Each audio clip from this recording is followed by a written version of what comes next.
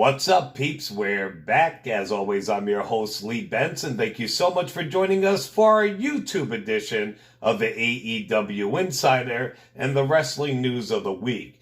This is a pretty big episode, so I am going to break it down into two parts. I'll record them at once, then I'll edit them at the same time, and I'll upload them one after another. So definitely make sure you please check out part 2, because this will be part 1. A lot of stuff is going on in the wrestling world. Personally, that's why I love covering wrestling, because there's always news, there's always drama, and there's always gossip. Remember, if you want to win that Bray Wyatt Firefly Funhouse ringside collectible action figure, you gotta stick around to the end of the episode. So as always, since this is the AEW Insider, let's start off with a little AEW news. AEW. Well, Revolution is gone and past, and I did pretty damn good with my picks for the pay-per-view overall, if I must say so myself. On Dynamite this week, a new faction was formed.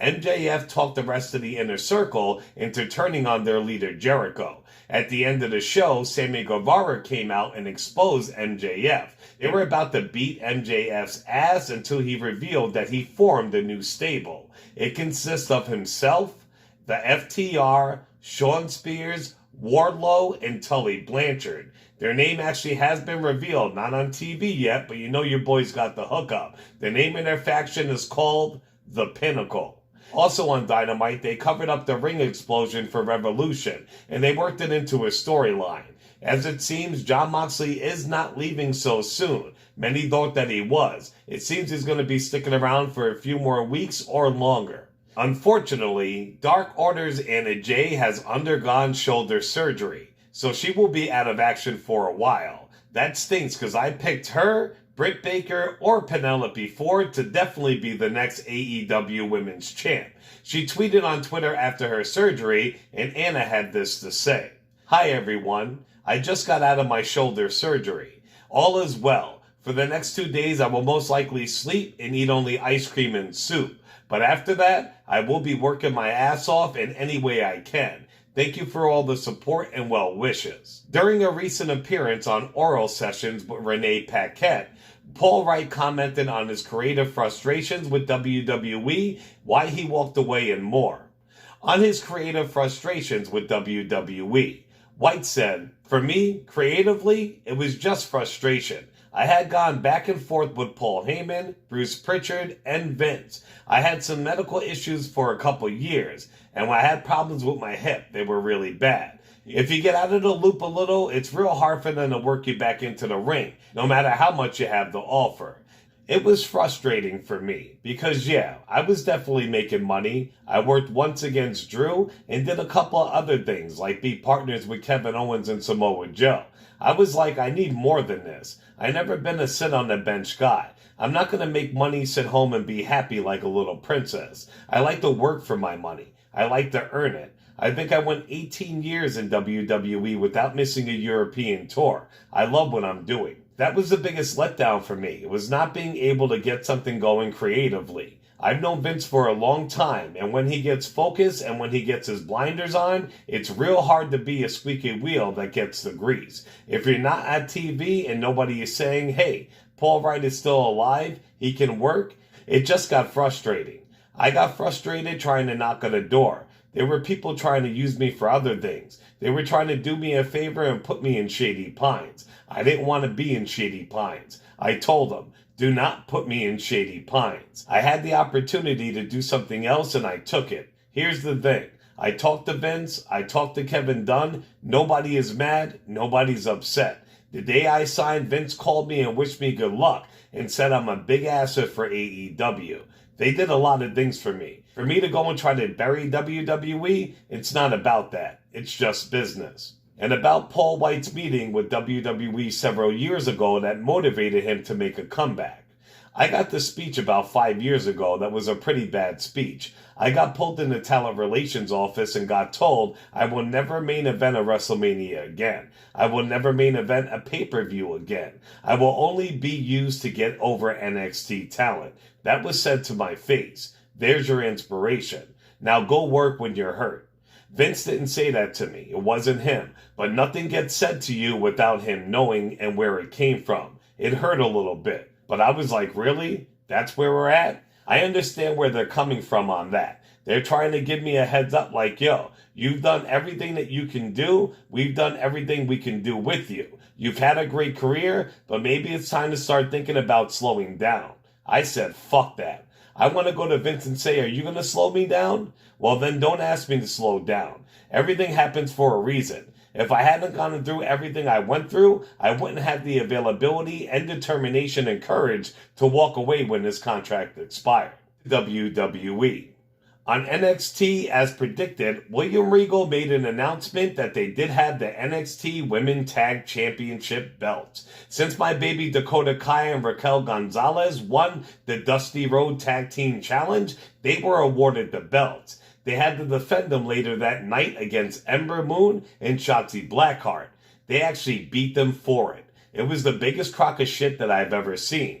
William Regal also announced on NXT that they will hold their next pay-per-view, and it will be held over 2 nights, on April 7th and April 8th. Night 1 will air on the USA Network, and Night 2 will air on Peacock. It's called NXT TakeOver Stand and Deliver. Well, Chad Gable's contract is up with WWE in the next few months. Otis tweeted to Gable and wished him a happy birthday and called him his #1 guy. Well, AEW's Dax Hardwood from FTR saw this and tweeted this in response. Wait, what's all this #1 talk? I know you're not allowed to respond to me publicly for about 2 more months, but come on, he's your #1? Konstantin Kryos is an attorney who led a class action lawsuit against WWE. This lawsuit had a ton of pro wrestling legends involved, but they lost. Law 360 notes that WWE and Vince McMahon are now seeking over $573,000 for legal fees that they spent on the now dismissed class action lawsuit. They claim that attorney Konstantin Kryos was on the hook for the cash. WWE has asked a federal Connecticut court for the payment valued at over $500,000. They did this last Monday. Their filing took place prior to hearing about WWE's filed 2 applications for court-ordered fees. WWE has announced their first inductee for their 2021 Hall of Fame, and it's none other than Molly Holly. Now, wrestlers talk nothing bad about her. It's all positive in and out of the ring. But for some reason, the $1 Million Man's old valet Virgil thinks he's going to be inducted this year. He posted about this on Instagram. Virgil said, "Blessed. I can't wait to be part of the 2021 class. Of all my accomplishments, this month has been one of them. I have been to the top of the mountain and back to the parking lot, waiting for this as one of the things that will allow me to eat more beef forevermore. Between me slamming Andre, ending Goldberg's streak, inventing the NWO, and having a relationship with Major Guns, my life feels about average at best. Let's get that brass onion ring." Obviously, you know he's joking about those things he said, because Virgil never accomplished any of those things. He was probably hitting that crack pipe in his hotel room, and he wanted to have some fun on Instagram. And finally, for this episode, Andrade has requested his release from WWE. Everybody's saying he's AEW bound. WWE has announced that they did not release him. So if you ask me, they should just send him back to NXT. But in reality, they probably will keep him off of TV and let him get paid to sit home. His only saving grace is that he is in a long-time relationship with WWE's Golden Girl, Charlotte Flair. So it definitely will be interesting to see how this works out. Alright, peeps, that's it for this episode. Remember, though, I'm coming right back with part 2. We got a lot more WWE news, we got some new Japan Pro Wrestling news, and we got some awesome random wrestling and sporting news. Crazy shit's going on in the wrestling world. Remember, if you want to win that WWE Bray Wyatt Firefly Funhouse ringside collectible action figure, all you have to do is stay right here on the AEW Insider. Hit that subscribe button because you have to be a subscriber. Besides that, pick any video, like, share, and comment. So subscribe to the AEW Insider on YouTube, pick a video, like, share, and comment. And when we hit 500 subs, I will be doing a random drawing and sending that prize out to the winner.